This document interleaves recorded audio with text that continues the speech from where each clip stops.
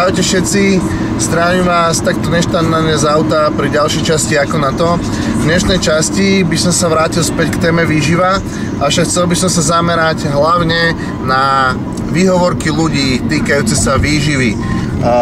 Jedná sa o výhovorky typu nemám čas si váriť, jem dostatočne veľa a napriek tomu nemôžem pribrať, alebo je to drahé, nemám si ako kúpiť, nemám si za čo kúpiť. Všetky tieto vety sú bežné dôvody a bežné výhovorky ľudí, ktorí by aj chceli, ale sú príliš pohodlní alebo príliš leniví vystúpiť zo svojej zóny komfortu, spraviť niečo preto, aby dosiahli svoj cieľ. A to je asi to najdôležitejšie.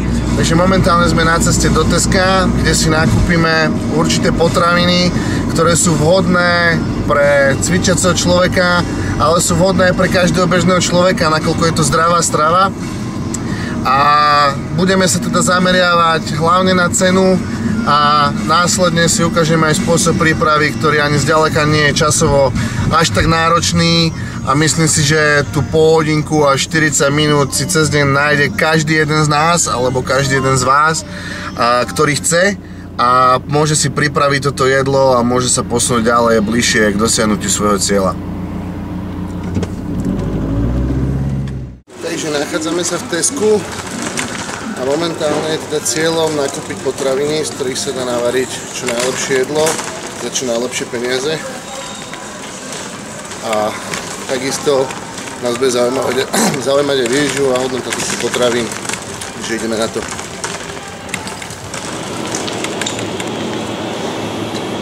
Takže predpokladám, že nikoho neprekvapí, že prvou potravinou, ktorá je vhodná, budú kurácie prsia. Takže zoberieme si kilové balenie kuracích prs, ktoré bude teda základom.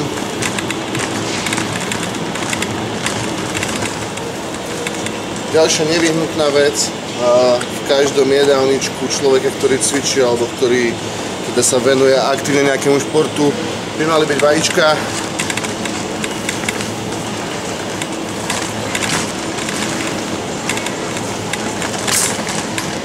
Ďalšia výborná potravina, tvaroh.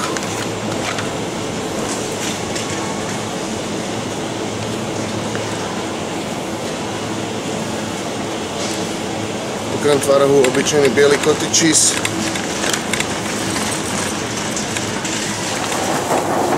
Ďalej si zoberieme nejaké sladké zemiaky. Samozrejme dajú sa použiť aj obyčajné zemiaky, nie je to v zásade úplne jedno. Momentálne som obyčajné zemiaky nenašiel, takže máme sladké.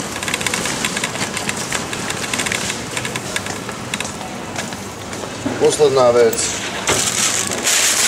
Brokolica. Kúpil by som si čerstvú, takisto aktuálne nie je k dispozícii, bohužiaľ. Brokolica, výborná zelenina, jednak je chutná, jednak je výborným zdrojom železa, vlákniny a tak ďalej, takže naozaj sa hodí do tohto jedálničku. Takže sme pri pokladni a uvidíme, koľko takýto nákup stojí.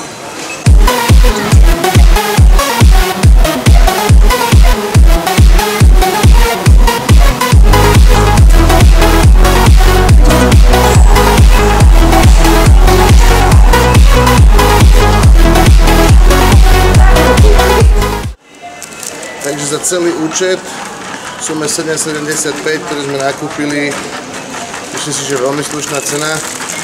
Keď to momentálne spočítam dokopy, máme nejaké kilo mäsa, povedzme 200 g bielkovín, k tomu 10 vajec, ďalších 50 g, jeden tvároh, 30 g, jeden kotič, 20 g.